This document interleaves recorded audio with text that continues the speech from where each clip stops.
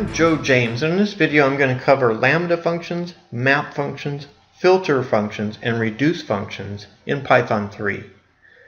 Now these are new functions that are added to Python 3. They're also added into Java 8, the newest version of Java, in case you use Java.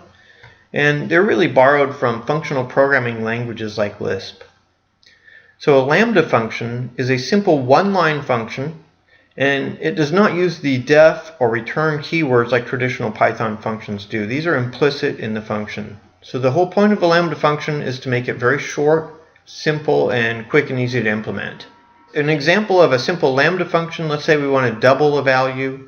We could write a traditional Python function called def double x, and we return x times 2. Or a lambda function would look like this. We use the lambda keyword, and then we have our parameter. In this case, there's one parameter, it's x. So that's our variable name for the parameter. We must have the colon, and then the return value. And the return value can be a function applied to that variable, where here we have 2 times x as our return. So that's a very simple lambda function that just doubles the value you pass in. Let's say we want to have 2 variables that are passed in. We want to add x and y together. So a traditional function in Python would look like def add x comma y, return x plus y. A lambda function, again, we take in 2 variables, x comma y. We still need this colon here. And then this is our return, x plus y. So we're returning the sum of x and y. And this is a simple lambda function that does this in one line.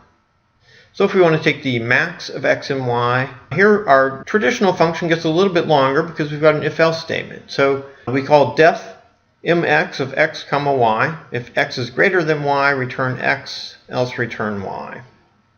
Obviously, you could write this in a shorter syntax in Python if you wanted to, but this is the standard way.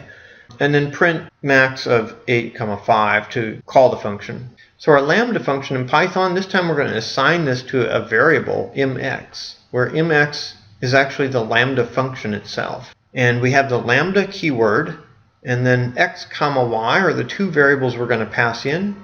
And what we're going to return comes after the colon. X, if x is greater than y, else y. So we have an if-else statement here. And this is the syntax for applying an if-else statement in the returns part of the lambda function. And then again, we use exactly the same syntax for calling the mx function. Using the map function, we can apply the same function to each element of a sequence, or normally a list. And then we return the modified list. So let's say this black box in the middle here is our map function. And we want to pass into that black box both a list of items, m, n, and p, and a function, let's say function f. And then the new list that we get out of this map function is we applied the function to m, we applied the function to n, we applied the function to p, and we got a list of items. So that's what the map function does. It applies this function to each item in our list and returns a new list. So let's say we have a list of items 4, 3, 2, 1, and we want to square each of those items. We could define a standard Python function to square each item. We pass in a list, list 1. We create an empty list, list 2, and for each number in list 1, we append the square of the number to list 2, and then we return list 2. So that would return 16, 9, 4, and 1, and then this print statement would print it out. So that's a standard way to do it in Python. Using the map function, we could do it this way. We define n as the list 4, 3, 2, 1, and then we call the map function. We pass into that both a function, which in this case we can use a lambda function, and a list n that we just defined here.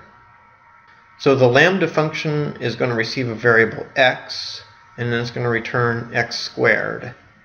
So the map function is going to iterate through list n and apply this lambda function to each item in list n. And each item is going to be passed into the lambda function as a variable named x. And then we'll explicitly cast the return value as a list and print it out. Alternatively, we don't necessarily have to use a lambda function for the map function.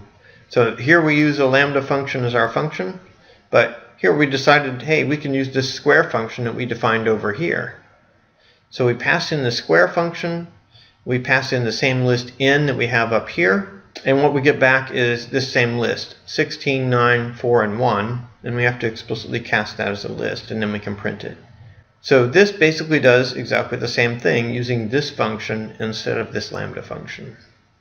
Alternatively, if you're familiar with list comprehensions, I'll make a separate video on this, and I hate to hijack this video, but list comprehensions are really handy for simple stuff like this because you can do, with a pretty minimal amount of code, you can do basically the same work. So if I wanted to print x squared for x in n, I could just do that with a simple list comprehension and a print statement. The filter function filters items out of a sequence, and it will return the filtered list. So let's say we have a black box that we want to pass in some stuff to. This is our filter, and we're going to pass in both a list of items, M, N, and P, and a condition, C, that we're going to apply to each item. And what we get out of it is a new list of items that actually satisfy the condition.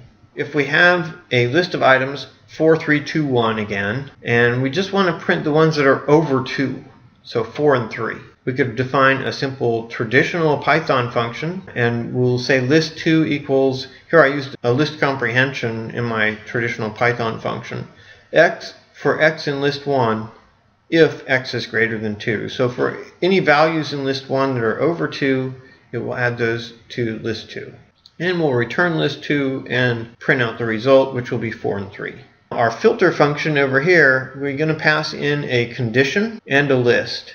The condition, again, we used a lambda function for the condition. The lambda function receives this variable x, and it will return values where x is greater than 2. And then this is our list. So we pass in a condition and a list, and our condition is a lambda function, it's underlined. The filter will apply this condition to each item in the list, and it will return a new list, and we have to explicitly cast the return value as a list in Python, and then we can print it. And again, we can use a simple list comprehension. This is almost identical to this up here I have in my traditional function.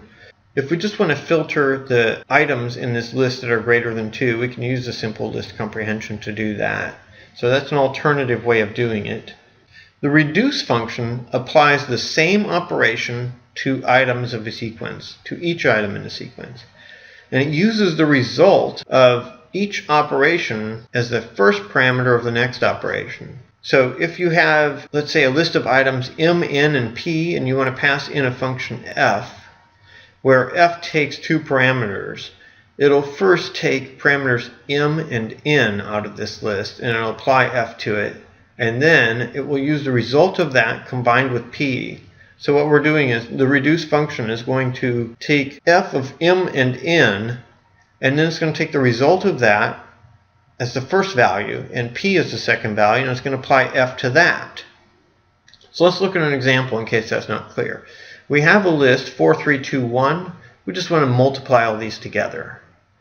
So a traditional Python function would look something like this. Def mult list1, and then we have a product called prod that equals the first item in list1, and then we're going to iterate through the list. We're going to multiply prod by the ith item in the list, and then we'll return the final product. So we'll get 24 back. Using the reduce function, we define our list in 4, 3, 2, 1. We pass in a lambda function, lambda x and y, that takes 2 variables, x and y, and we return the product of those, x times y, and this is the list that we pass in. So this reduce function will apply this lambda function to each pair of items in the list. So it starts with 4 and 3, and it gets 12.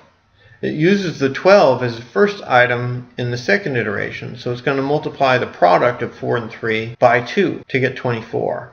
And then it's going to multiply the product of that by 1 to get 24 again. So it's going to return 24. So that's how the reduce function works. I hope this video was helpful for you. You can get all my code on my GitHub site here. If this was useful for you, please click like and subscribe to my channel. I'm Joe James. Thanks for watching.